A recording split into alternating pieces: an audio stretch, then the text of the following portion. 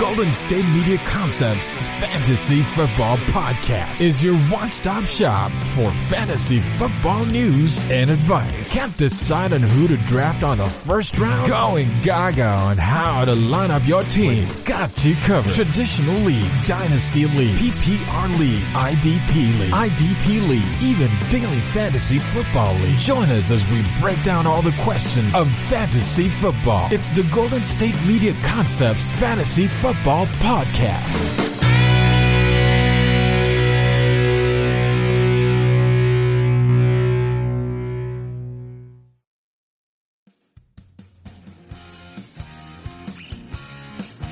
Welcome to the GSMC Fantasy Football Podcast, hosted by the GSMC Podcast Network. I am their host every Friday, like always, Ethan Orfe, and we have a plethora of stuff to talk about, the big P's. So we have a good solid 6 segments to go through. Got some Kareem Hunt, some Drew Brees, just some news nuggets. That's where we rapid fire, do some short news stuff that really can't be covered in a long amount of time, but you know, we still try to get over there and cover it. Then talk about some Senior Bowl stock listings. You know, Senior Bowl just happened last week, so we got to see some interesting things transpire within guys moving up and down the ever so changing draft board. And finally, we got some Super Bowl predictions, as the Super Bowl will be this Sunday, and want to talk about some wide receivers at the end of it all. So how about we hop right into this beautiful day? So Kareem Hunt, he can't seem to keep himself out of trouble. So Kareem Hunt recently was stopped by the police for a speeding ticket, and he was only charged for the speeding ticket. However, he was found with marijuana and a opened bottle of vodka in his car, and he said that if he took a drug test, he would have failed. So another off-season issue, another off-the-field issue for Kareem Hunt, and this is not the worst time for him to do that, as he is up for a payday coming up. So what does this really mean for fantasy? Well, we all know his teammate that plays the same position, who people are very high on, in Nick Chubb. He did see a little bit of a decrease when it came to his numbers and touches as the fantasy season continued on after week 8, when Kareem Hunt returned to the football field.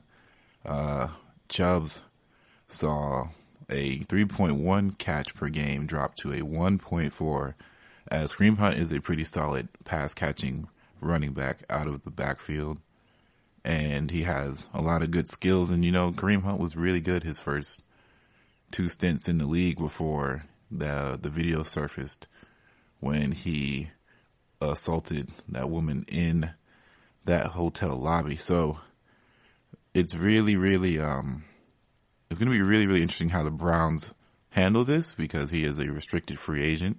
They have his rights, so if a team bids on him, so to speak, they have the right to match the deal or let him walk. Or what they can do, which is probably what is going to happen, is he'll probably not sign him long term, as in the Browns will probably think about, letting him walk, or potentially sign him to a 1-year deal with a tender, which means that a team can go get him, but they would have to give up a draft pick, and it could either be first, a second, or a third rounder, depending. And by third round, I mean the equivalent round that he was drafted in. So he was a 3rd round pick. Thus, if they do a same round tender, the other team, if they were to pick him up, would have to offer up a 3rd round draft pick to accommodate the Browns. So Cleveland definitely has some options as to how to handle this. And say no one picks up the tender, they can throw out a $2 million contract, 1-year deal. I believe none of the money will be guaranteed. So in reality, this is just another problem on Kareem Hunt's behalf that he can't seem to really get it all together. DUI, which technically it wasn't because he wasn't charged with it, but he essentially admitted to driving under the influence, is not a good look for when you're trying to get paid. And I'm not sure what this means for his career going forward. I believe that he's a really good, talented back, and I think everybody knows that. I don't think the Chiefs really wanted to let him go, but the media, the public opinion, which lays a big factor in how a lot of these decisions are made, the judgment of public opinion changes a lot, so they had to let him go. And I don't believe this will mean the Browns have to let him go, but in the court of public opinion, you never really know how people feel about him. They may think this guy's dead weight. He took too much from Chubb anyway. Focus on the guys that you wanted in-house in the first place. And they may cut him loose, or, they say, this is, you can't compare the two incidents, comparisons. You can't make those, but they'll say this. Some people might say this is worse, or this is less than what he did previously. This is normal, quote unquote. And, you just move on and you do the proper in-house punishment, in-organization punishment, and keep it pushing. So you never really know exactly how this sort of thing is looked at within league offices and different organizations.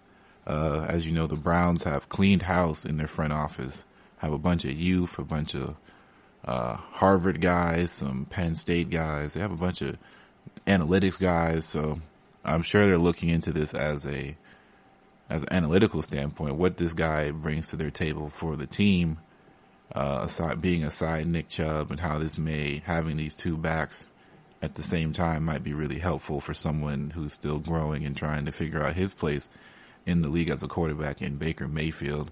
That might be something that they put into account, and maybe you want to cut their losses and really start fresh and say, we don't want Kareem Hunt to be part of that starting fresh.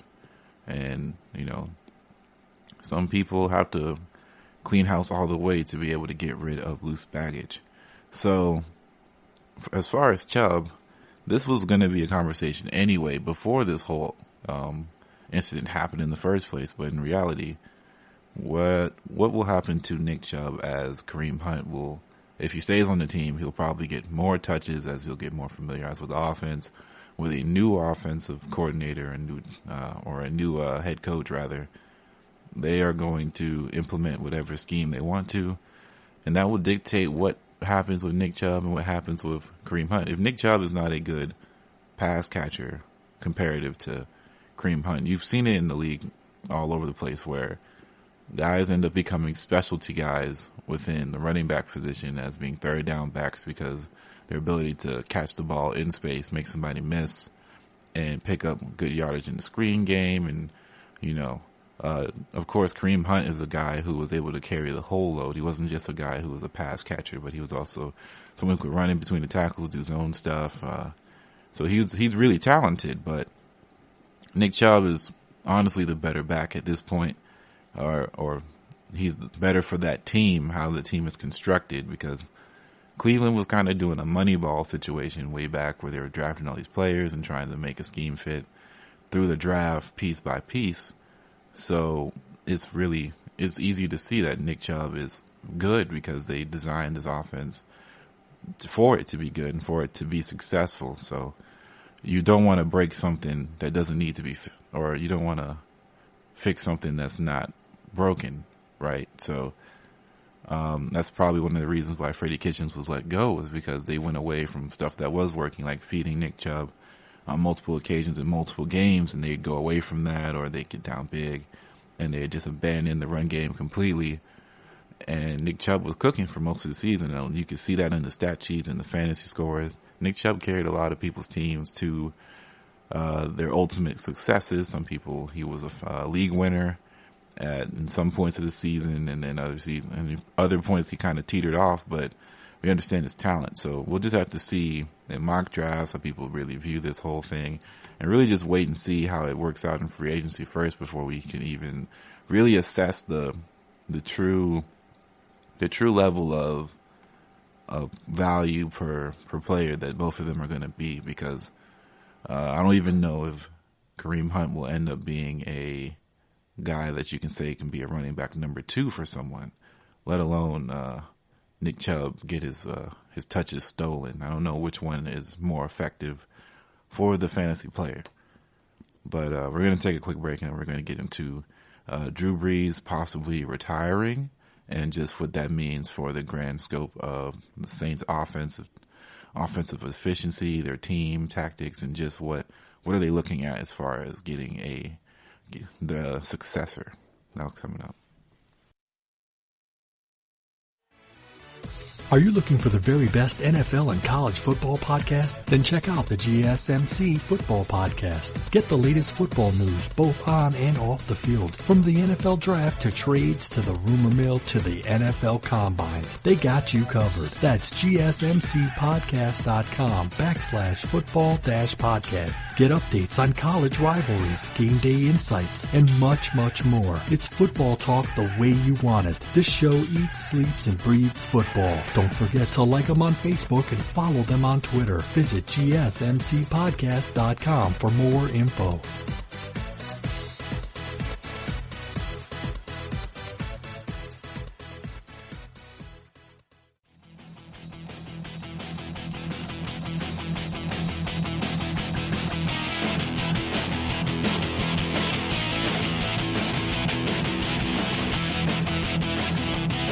So it wouldn't be a true New Orleans offseason without really figuring out what Drew Brees is going to do in said offseason. So this has been kind of how following suit with all the other quarterbacks who are seemingly getting up there in age or has reached past the twilight of their career, and now they're just kind of chasing that last ride.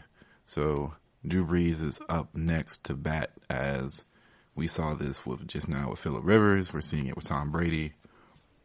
And Drew Brees is following suit with the idea of a possible retirement. And the front office has already said that if Drew Brees wants to come back, they are happy to re-sign him, and they'll play with him, and they'll stick out with him for the rest of his time as long as he wants to play or he feels comfortable playing. And that's the correct way to look at the situation. But recent reports are saying that Drew Brees it's very possible that he could retire this season and hang it up. And since playing there from 2006 to now, it has been a very, very long time, a lot of success, a lot of failures, a lot of shortcomings, if he does decide to retire. But you have to look at it from the new perspective now, which is the other side of the report, that Sean Payton or the Saints front office or the coaching staff, they look at someone like Taysom Hill as a possible franchise quarterback to replace Drew if he does decide to retire. And that probably just means that Teddy is not going to be a New Orleans Saint next year, no matter what the outcome is, or he might be a backup. But to be honest, if you believe that Taysom Hill is your franchise quarterback, I just find it hard to believe that Teddy Bridgewater is okay sitting behind Taysom Hill when he can really start at some point in this league and somebody else's team. So I would have to believe that Teddy Bridgewater will be on his way out soon. But we saw some things from Taysom Hill, and we watched some stuff from the not championship game, but the playoff game against the Vikings, where he was really getting the ball rolling. He was the only guy really making some stuff happen for that offense, and I'm not sure if that's accounted for just the way the system is designed there in New Orleans, or is it his talent, or is it a mixture of both? I'm not sure. I don't really know who he is as a passer. I feel like somebody who is 30 years old, it's kind of tough to see them as a franchise guy this late in the career. And if he didn't show you something beforehand, why didn't you make him the starter when Teddy came in and Drew Brees went down the first time? If you felt this way in the first place, right? So when you look at it from that perspective, is this all just smoke and mirrors just to make people think about stuff, or maybe to kind of get people to shop around for Teddy and, start sending draft picks and building stock that way? Or maybe they really are just thinking about, or maybe Drew Brees is really thinking about moving on and he's had enough, or, maybe he's had some injuries that he hasn't really talked about, or the zip on the ball isn't coming out the same.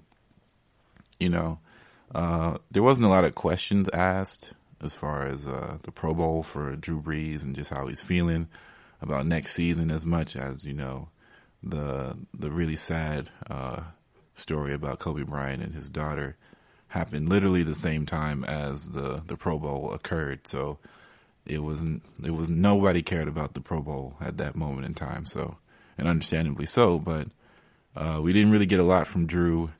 He's saying he's taking his time. He's handling this off season like he does anyone, which he said that he kind of waits till football is done completely for the season before he really gets involved in thinking about what he wants to do for next season and how he processes all that stuff. So he's definitely taking his time, and he's in no rush to make this decision. But you have to think as somebody who's on the Saints offense, there's a lot of changes that are going to be made. There's a lot of people that are going to has to be signed. So Kamara is up for contract. Ryan Ramczyk is up for contract, and Ryan Ramczyk is one of the best O-linemen in the game already. So we know Alvin Kamara had a down year comparatively. He got hurt a little bit, and the touchdown numbers definitely went down. But there is no denying that he's one of the most talented backs in the NFL. So you have to think that they're trying to pay him at some point. And then, of course, they have Marshawn Lattimore. They have to pay him. So anybody from that 2017 class that's still there, they're still probably looking to pay them some money. So when you look at it from that perspective, what is the move for them? Maybe they're trying to save money by not signing Drew, or maybe Drew is trying to help them out by saving money, or maybe that's probably why they can't bring Teddy back. Or there's just so many different interesting ideals coming out of this, because of all the people you'd think that if Drew Brees was rumored to retire, who would they be thinking about bringing up as a starter? It'd be Teddy Bridgewater. He went 5-1 as a starter for replacing Drew. And can you really even count the Rams game? Because he didn't plan to go in that game. The game plan was not made for him to succeed in that game, because it was made for Drew. He was the starter. He was probably running, as in Teddy was probably running practice plays, trying to get Drew Brees reps against, or not Drew Brees, but getting the defense reps against what the looks might be for that week. So he wasn't really prepared for that one. So in reality, in my opinion, he went 5-0, and he did his thing, and he definitely proved to the rest of the league that he's starting caliber. He's a starting caliber quarterback. If Jimmy Garoppolo can go out there and do what he does on a daily basis or a weekly basis, why can't Teddy go out there and do that? If Kirk Cousins can do what he does, Teddy can do what he does. There's a lot of quarterbacks that are not, supreme pocket passers or the most gifted athletes that still get run and still get bumped at the position, especially starting. There's a lot of places that are kind of question marks when it comes to the starting quarterback position. So I'm sure interest will be quite high for him. So you never know. Maybe Denver takes a flyer. Maybe Miami says they want to bring Fitzpatrick back, but they don't really know. You don't know what's going to happen there. Maybe Tampa Bay decides to move on from Jameis, and then you'll get Teddy Bridgewater. Teddy Bridgewater is a Florida guy, Florida native. So you don't really know exactly where he wants to take his career, but it'll be interesting to continue to follow this up and just to see what's going to happen. I'm not too sure anymore. I thought Drew Brees would come back for at least, one more year, see what he can do, and then probably hang it up do the retirement tour thing, as you know. A lot of guys, that's the one thing, I don't think NFL players really do retirement tours. They kind of just, I think at some point they just realize they're done. And maybe this is the point where Drew Brees thinks that he's done. But we're going to take another break here, and then after that we're going to get into some news nuggets, some small little tidbits of info that, you know, don't deserve a whole segment, but, you know, they can be put in together as a small package deal. It's like a 6-count nuggets from Chick-fil-A. News nuggets. That's coming up. Check out the show that's built on the MMA. From the UFC to extreme cage fighting, they got the fights covered. Check out the GSMC MMA podcast. Get the latest news on past or upcoming fights. Join us as we talk to and about some of the biggest names in the MMA, past, present, and future. When it's the fight game, there's just one show to check out. GSMCpodcast.com/MMA-podcast. Don't forget to like them on Facebook and follow them on Twitter. Visit GSMCpodcast.com for more info.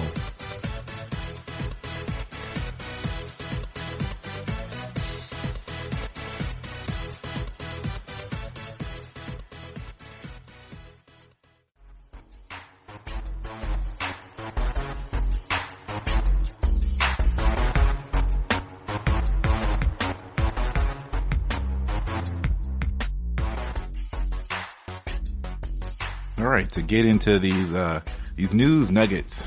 So, first up to bat, Dak Prescott, quarterback for the Dallas Cowboys, America's team. America's team. Do you believe that? I don't know. I don't know if I believe it either. It's definitely one of the most popular teams in the National Football League, if not the most popular. And he is expecting to get a substantial pay increase this offseason, as he's been telling people, as he believes he'll get a deal done with Dallas soon. And I wouldn't see why that wouldn't be the case.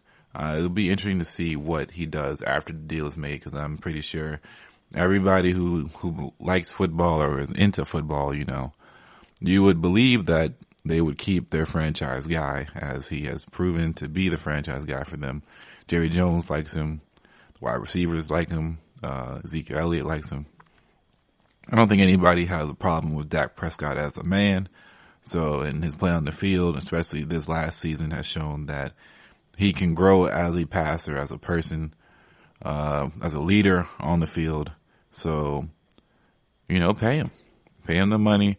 I don't think, the way the season went out last year, where, you know, the first 7 games, people were saying that, you know, Dak is going to get the max. He did the right decision by not signing it, previous off season. And then every other week it was, he'll get the max, or I don't know. I think he might have cost himself some money, because the team wasn't winning as much. And I don't really think, a lot of experts don't believe that, stuff like that really matters for quarterbacks these days. If they know your ability and they know what you can play up to, potential, they gotta secure it. They can't just try and undervalue you, because you'll just walk. And they can't lose a quarterback. You know, you build your system around a quarterback. The quarterbacks are investments for teams. Not to say that other positions are not also investments, but they are the investment. You find yourself a franchise quarterback, you are on the plateau. You're on a different, different stepping stone at that point.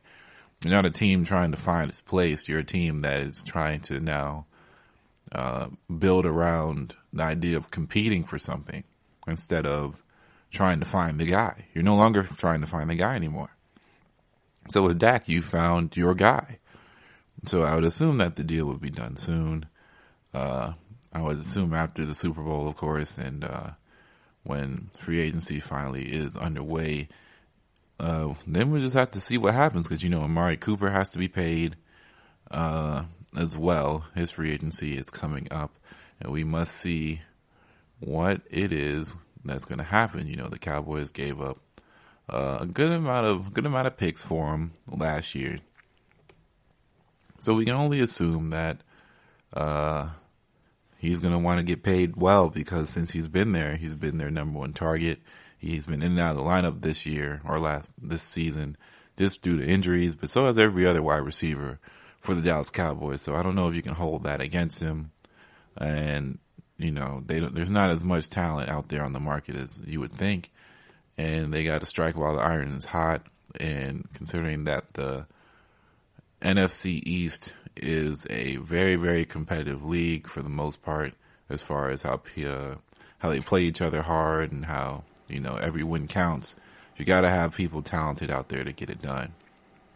With that said, though, if you look at other teams in the NFC East, like the Eagles, they made it to the playoffs with a wide receiver core then unlike any other I've ever seen. You never heard of any of those guys out there in my life for the most part, and they still were able to get some stuff done to get themselves in the playoffs. They handled business against the Cowboys in order to put themselves there, and the Cowboys were not able to do that. So sometimes it's personnel, sometimes it's effort and being able to how much you want it. And maybe that's why they had to move on and move in with Mike McCarthy. And who knows what that will do for Dak Prescott's career. All right, finish that nugget. Next nugget, Mitchell Trubisky, the guy who everybody was raving about this offseason just because of the potential of the Bears offense and the Bears team in general. People were saying they're a sleeper playoff pick, potential Super Bowl level defense, and if Mitchell can just be good enough, they can really do some things in the postseason. He did not play that well. The Bears ended up cratering near halfway mark. They kind of figured that with injuries, also with just how defenses tend to look near the middle of the season, either they tend to figure some things out about themselves, or the defense that they showed in the beginning, first 7 games or so, starts to teeter down a bit and comes to more of a reality of what they are rather than what they displayed in the first few weeks, as people start to recognize their tendencies and what they like to do, and they exploit matchups and stuff like that. So Mitchell Trubisky, he had surgery for a partially torn labrum in his left shoulder. That'd be a 2-month recovery. And, a lot of people were really high on him in fantasy as well. And it just was not a quality game. Remember, in my fantasy league, guy had Mitchell Trubisky starting over Matt Ryan in game 1. And we were basically clowning this man for doing this because, Matt Ryan is at least a guaranteed 18 points, right? Matt Ryan had one of the worst games I've seen him have for fantasy, literally that game as well, or that week. So it wasn't such a bad start, but, clearly that guy did not win week 1 of the league. But it just goes to show you that Mitchell Trubisky did not have the best season. And for fantasy owners of Mitchell Trubisky, it was really tough. He kind of started to make some things better near the end of the season when things were kind of getting out of reach for playoff potential. So it was more just getting more reps and seeing what he could do. He did get benched at one point, so we really don't know how him and Matt Nagy are going to operate next season. But he might be an interesting guy to look at for our quarterback number 2. Maybe if you run 2 quarterback leagues, or if you just need a solid backup, somebody to look at it, maybe Mitchell Trubisky, because I don't really think anybody wants him to be their starter for the next coming years. And if you're in a dynasty league and you have him, maybe it's time to look elsewhere. Maybe. All right. So, second nugget down. It's getting full over here. Preston Williams, a guy who looked like he was having himself a nice breakout season until he got hurt near the tail end. In 8 games, he acquired almost 500 yards and got 4 touchdowns or something like that. He was looking pretty good. And then he got hurt, but he looks to be ahead of schedule to return. And he's definitely going to be one of those guys who's going to be wide receiver number 2 on that Dolphins team. And if they can figure some things out, if they do draft Tua at their draft position, Miami might be looking at a really, really interesting offensive team. And maybe they should, they did let go of Kenyon Drake. So that running back situation is definitely different than it was previously. But in reality, they look like they're in good shape. They can make some things happen. And being alongside somebody who showed a lot of promise near the end of the season, and Devontae Parker, who went up against Stephon Gilmore and really, really took it to him. You never really know exactly what the deal is with that team, but it looks like they have a lot of talent around. They definitely showed some resolve and some class near the end of the season by not going with the idea of tanking, because the NFL they're not a tanking league, because people put their bodies on the line every day and no money is guaranteed. So I don't think people go out there to intentionally lose games. So I think Miami might be all right. And to just wrap it up, Jamal Adams, he is saying that he wants to be a Jet and he wants to be resigned there. They just recently started talking small conversations, as he put it.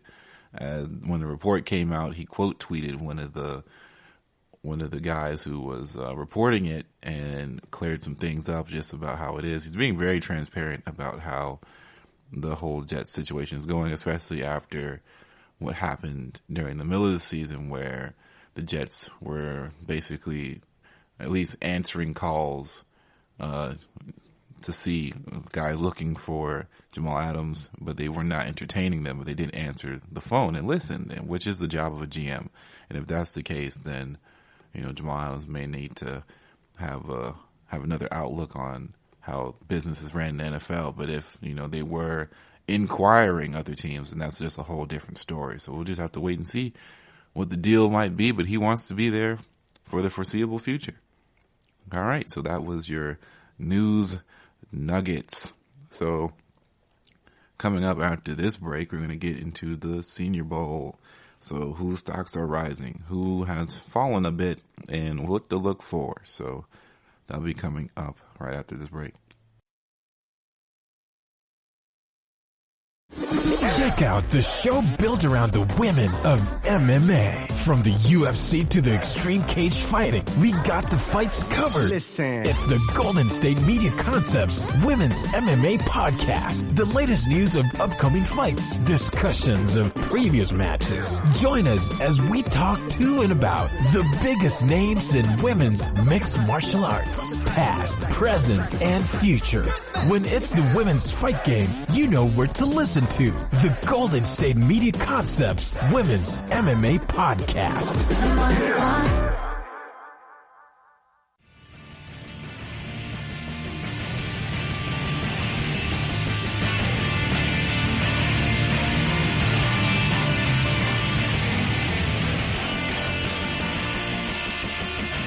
All right, so Senior Bowl stock listings. So everybody and their mom, really, mom, grandma, dog that lived outside, the indoor dog, your cat. Everybody was really high on this Jordan Love guy because of the Mahomes comparisons, the way he can throw the football down the field. This Utah State prospect has really, really gotten people head over heels, and in some of the practices that he did, people were really impressed with him. He had a really good arm, could make all the throws you'd want to see in this sort of setting. So as a first start into, your career as a draftee and, impressing scouts and stuff, this was a good showing for him. During the Senior Bowl, he was okay.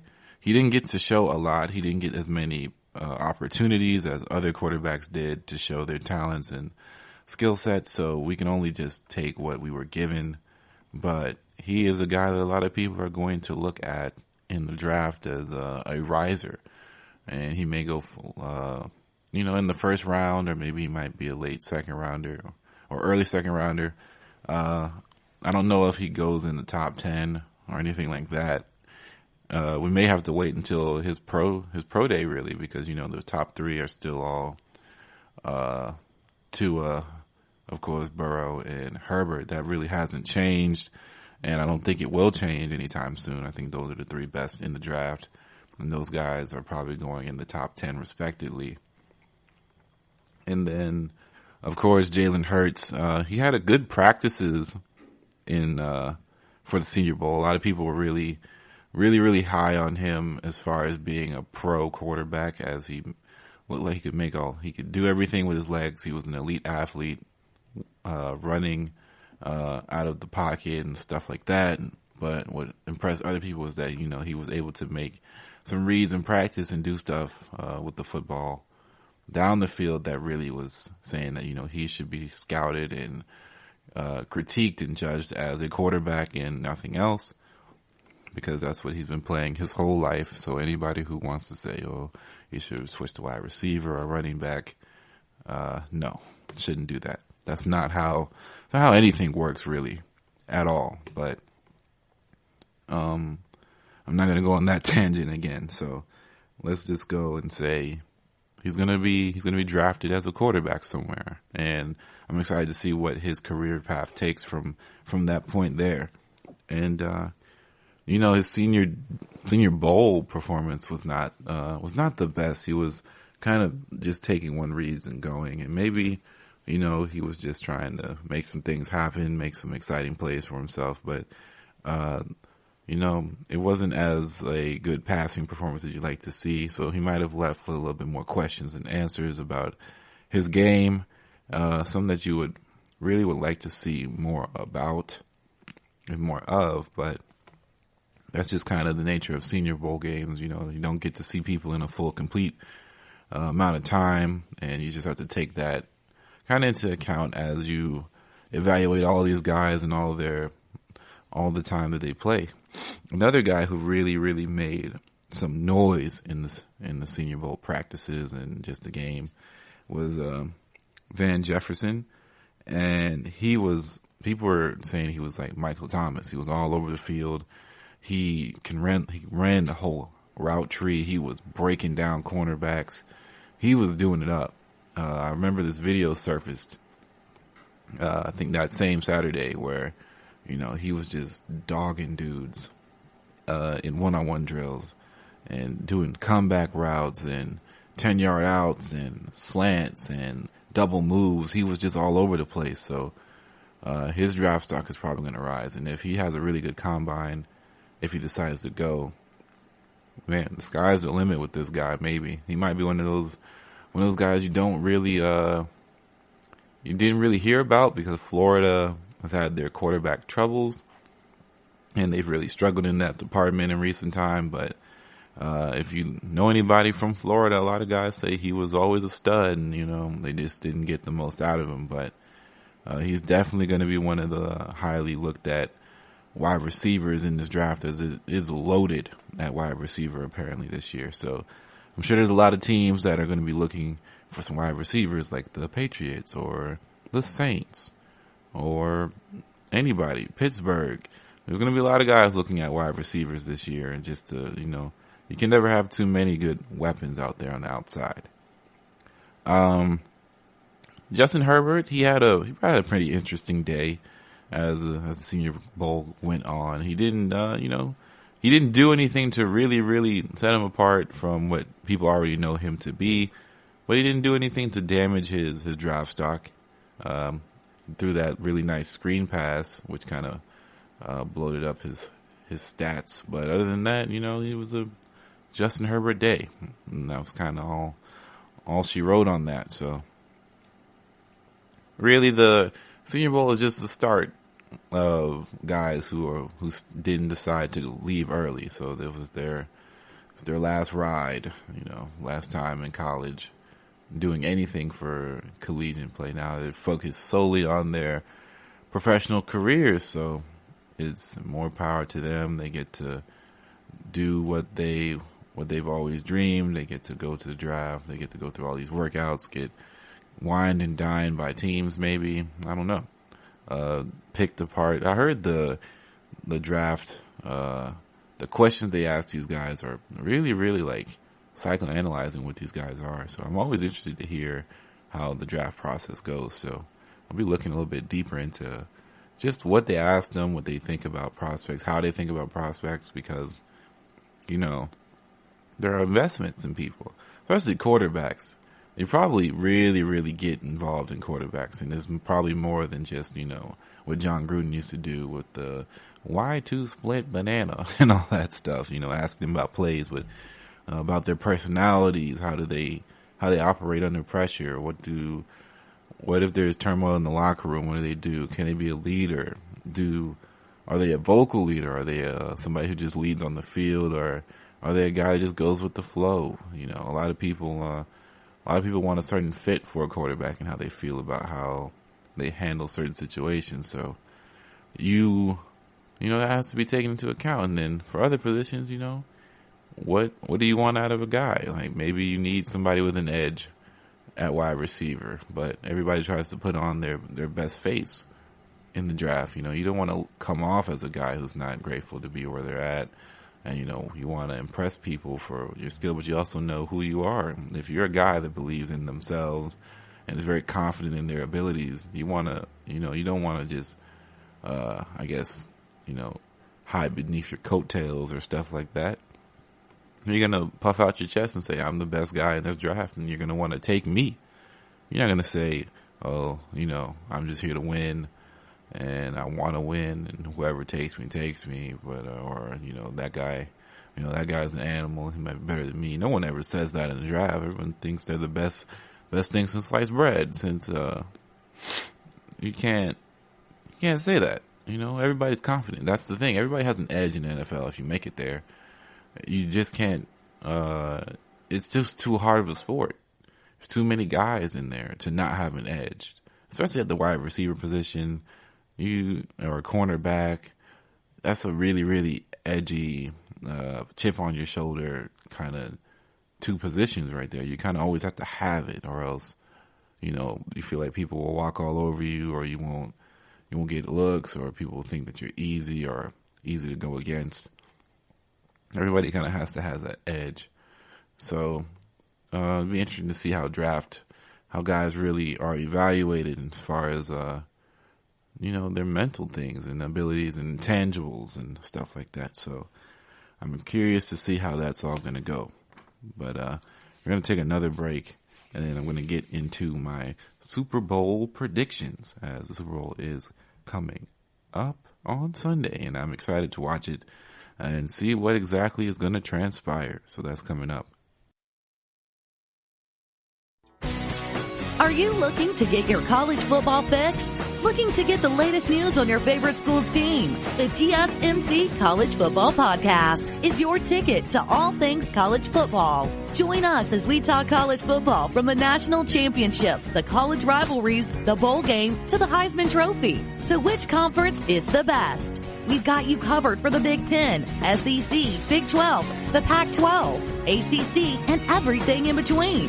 Download the GSMC College Football Podcast on iTunes, Stitcher, SoundCloud, Google Play, or anywhere you find podcasts. Just type GSMC in the search bar.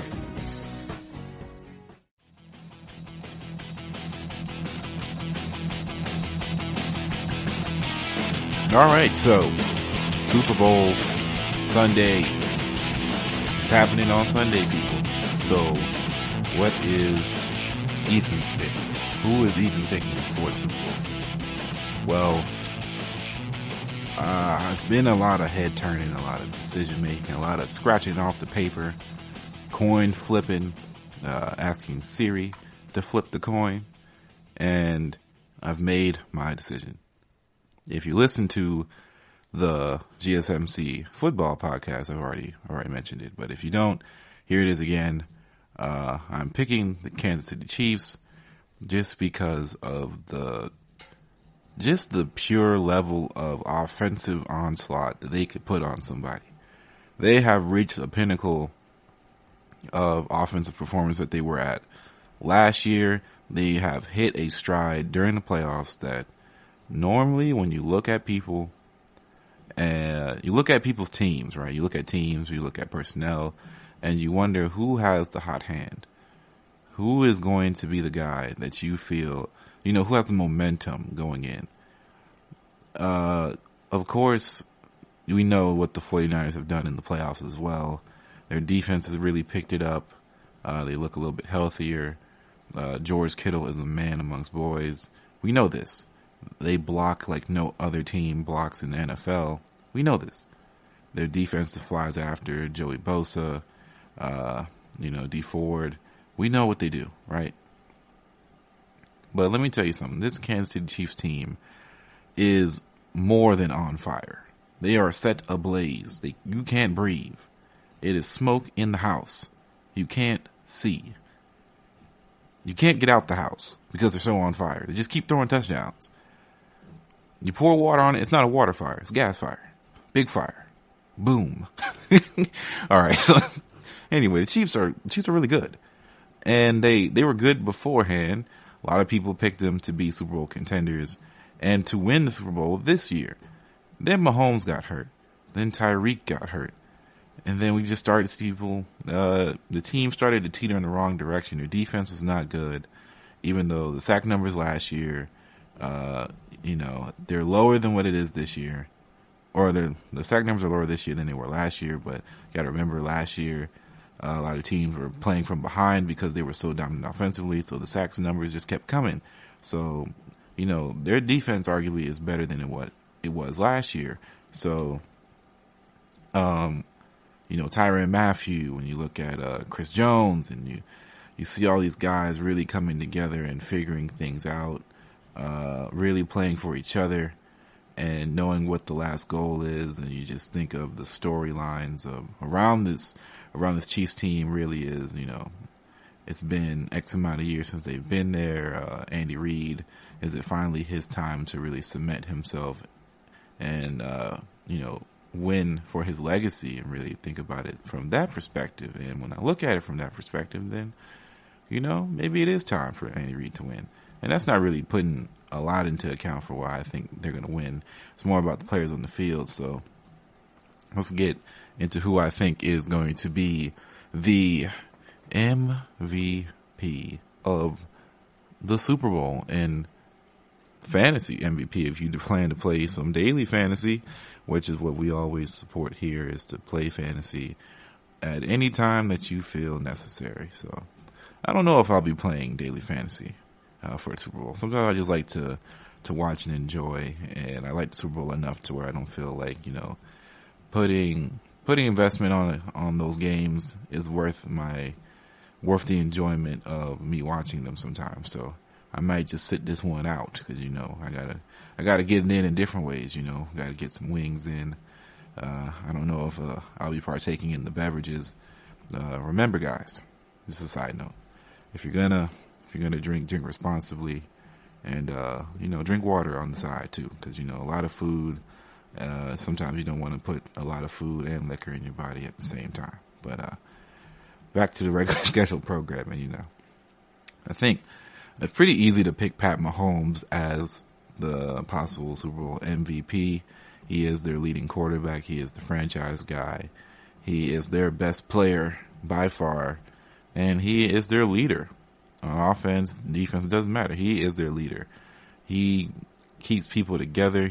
He talks all the time on the sideline. You don't see him stressing out there when his team is down 24 points. You don't see him stressing when he's down 17-7. He figures it out, and he knows how. He's figured out what it takes to win, I believe. And I think last year really played a big point. And even last year, I don't even think how some people say that, that guy didn't lose because he didn't get to play in overtime. So can you say really that Mahomes lost? If your team loses, you lose. But did he lose?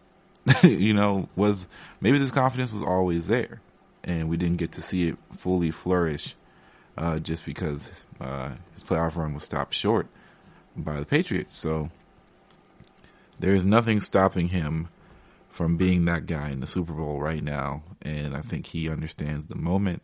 I think he grasps the moment. And I think, he's just he's a good player. And good players make big plays, especially at the biggest moment. So I'm really, really interested to see exactly what he's going to do. And I feel like he's going to have a few big moments. The Chiefs offense, when you look at it on paper, is so fast. We understand that the 49ers defense is fast too, but you have the best, I've been saying this for a few weeks now. They have the best deep threat in football, right? And Tyreek Hill. Tyreek Hill has been quoted to say he wants to try out for the Olympic team. For track and field. Fastest deep threat in the league, right? They have the second fastest deep threat in the league right next to him in McCole Hardman. 2 speed demons back there just running, destroying defensive coverages. You have to pay attention to both of them. Man beaters. You can't really play man on them that much or else they will kill you. Then they have Damian Williams coming out the backfield who can catch, run in the middle, run in between tackles, zone runs, tosses. Then you have folks like Sammy Watkins, who, sometimes he disappears. Like he didn't have a really good game, really, for the remainder of the season after week 1 until he came up in the playoffs against the Titans, where he really showed up and he really did some things. And people say, oh man, they have Sammy Watkins too. And then you remember, oh my gosh, who's in the middle? Travis Kelce, the best receiving tight end in the game. How do you stop that? Then you have Mahomes. Can you touch him? I mean, you can try and pressure him, but his pocket mobility is really good, and he can move. He can run. He can pick up some yardage. He can get out of bounds, and he can keep drives going with his legs. So their offense is so potent, and I just don't think that the 49ers can keep up if they have to stop them every single time. I mean, that's the point, but realistically, if, let's say the Chiefs go up 14-0 against the 49ers. Now, the Chiefs defense is not the best, but they're good enough to know that the 49ers are all about, being balanced, but they do like to run the football and stick to their game plan. If they stop that run and force Garoppolo to throw some things, they know they can get one back. They know they can get the ball back from Garoppolo because he's only been able to really showcase he can throw the ball in one game against the Saints. Any other time it's been, he can do some things, but if you put some pressure on him, he can make mistakes. I just don't see the 49ers really being able to last in a shootout with the Kansas City Chiefs, Mahomes, the guys that went and dropped 52 in 3 quarters against the Texans, right? They've dropped 50 big bombs. Went and put up like 35 against the Titans after being down 17, or they were down 10 in the first, almost really till halftime. And then Mahomes went and scored near the end, and they ended up being on top. The Chiefs are not afraid of any lead. No lead is safe. They are the Golden State Warriors in football. Pat Mahomes is the Steph Curry of football. Revolutionizing the game right now. The way he played last season was Steph Curry-esque, in my opinion. And this season has been a little bit kind of like, his play never really went down because of him. It was more due to injury, and then team chemistry was off, but then they slowly started building back up and building back up and building back up to be better. And now they have reached the pinnacle of the sport, and I believe they're going to win it. So I have the Chiefs going in there and winning in Miami. There it is. And I have Mahomes as the MVP. Mark it. All right. So I'm going to take my final break here, and then we're going to talk about who are the best wide receivers in the NFL, according to me, not any other list, just off of how I feel about how they play the game. This is your ultimate stop for everything sports. The Golden State Media Concepts Sports Podcast. Should I say more? From the NFL, MLB, the NBA to MMA, it's all in here. The Golden State Media Concepts Sports Podcast. Listen now.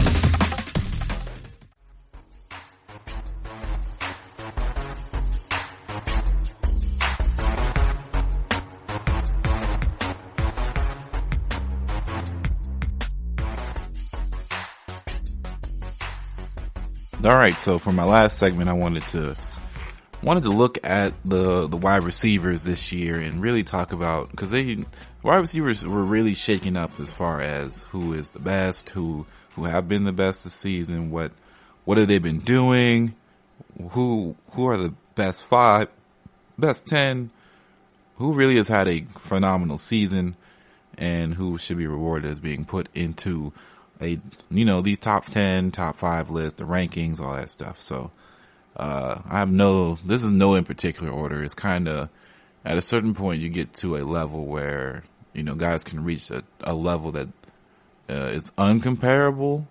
And then, there's everybody else. And these guys they can push themselves to different levels during different parts of games to where you go from game to game switching who are the best, So, first guy, I have 6 people, by the way, 6 people on this list because, you can interchange the last 2, whatever, because, they're not rankings, but they are on the same team. So I guess I should get them out the way.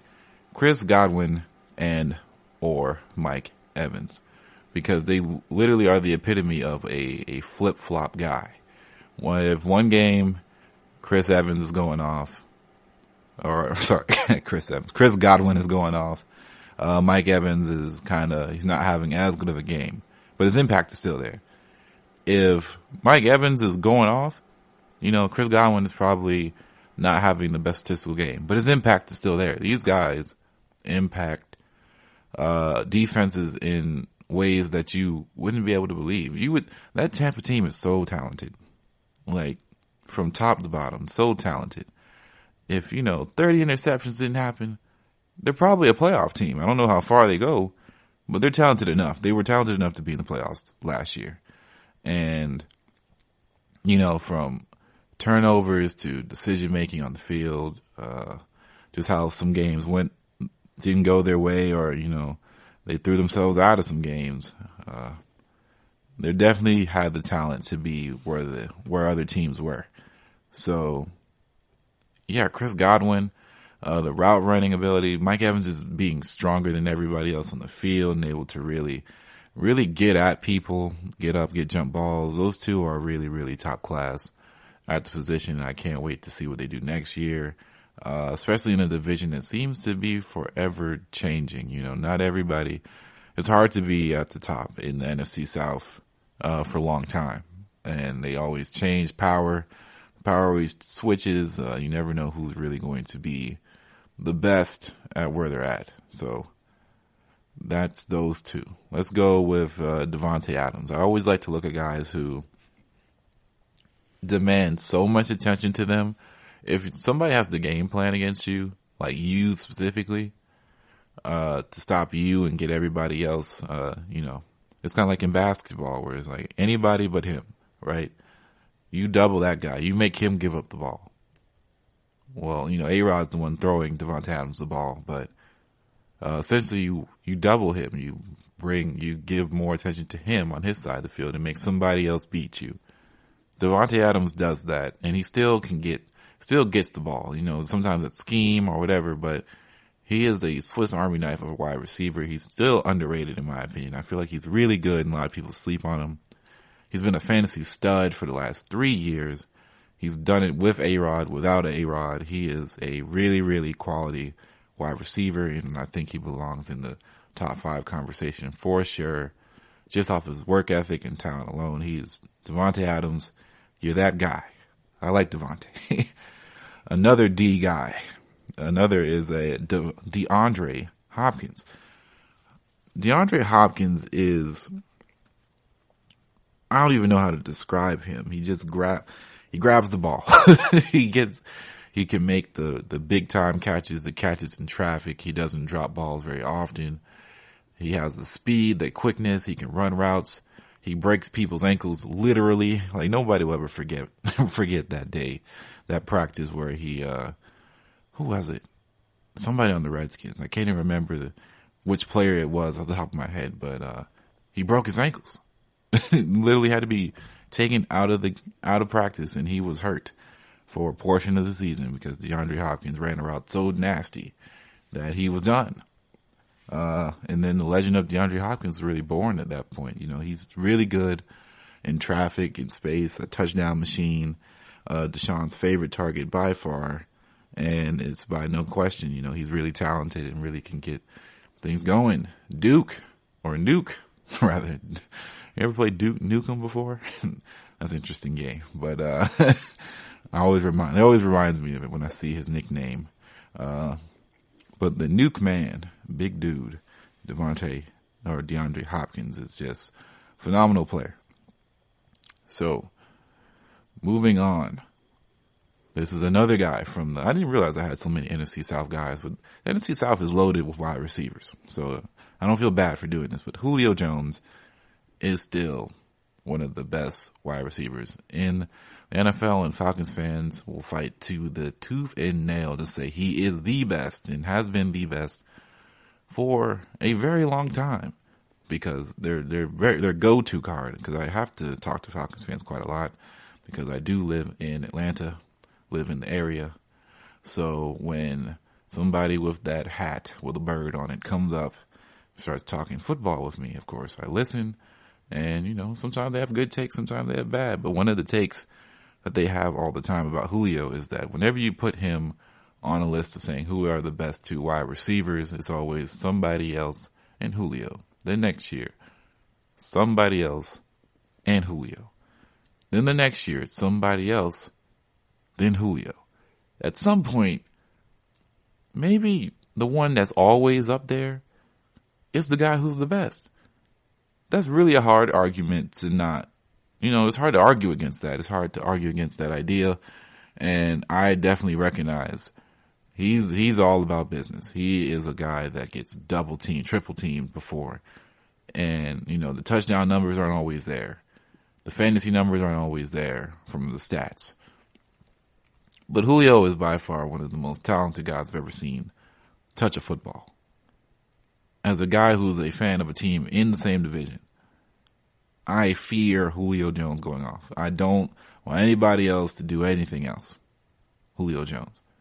Julio Jones is he's so good.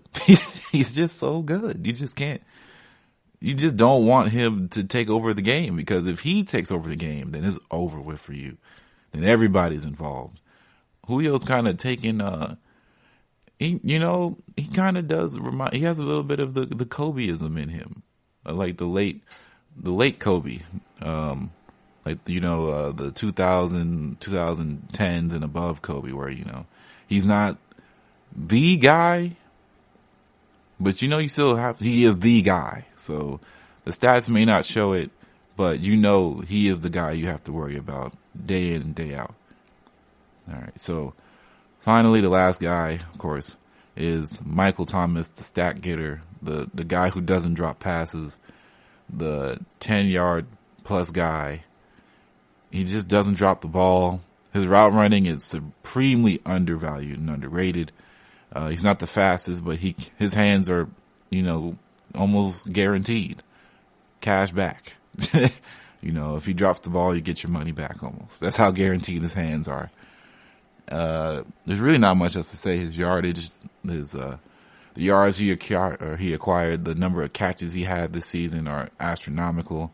He's breaking records or close to records in his fourth season that were made in people's fifth. So what more do you have to say? He's one of the best. But those are my top 5/6 receivers in the NFL this season. Interesting. Some honorary mentions. Tyreek Hill. You know, he is a guy that is just a speed demon, but, you know, I don't feel like he can run all the routes. You know, I like Keenan Allen, but he hasn't been on the field as much, and sometimes it can be quite inconsistent at times. And then, of course, I think Juju had just a really down year altogether. And then, Amari Cooper. Amari Cooper can get some things when he's healthy on the floor or on the field. So that is my list, and that will wrap up the podcast. I hope you all enjoy listening. I enjoyed speaking with you guys. So once again, every Friday, like usual, GSMC Fantasy Football Podcast. Please remember to rate and review us on any app that you listen to the show. So 5 stars, and don't forget to follow us on our social media, so our Facebook, our Instagram, and our Twitter. This is Ethan for the GSMC Fantasy Football Podcast, and I hope you have an excellent day, an excellent Super Bowl, and I'll see you all next time. You've been listening to the Golden State Media Concepts Fantasy Football Podcast, part of the Golden State Media Concepts Podcast Network. You can find this show and others like it at www.gsmcpodcast.com. Download our podcast on iTunes, Stitcher, SoundCloud, and Google Play. Just type in GSMC to find all the shows from the Golden State Media Concepts Podcast Network. From movies to music, from sports to entertainment, and even weird news. You can also follow us on Twitter and on Facebook. Thank you, and we hope you have enjoyed today's program.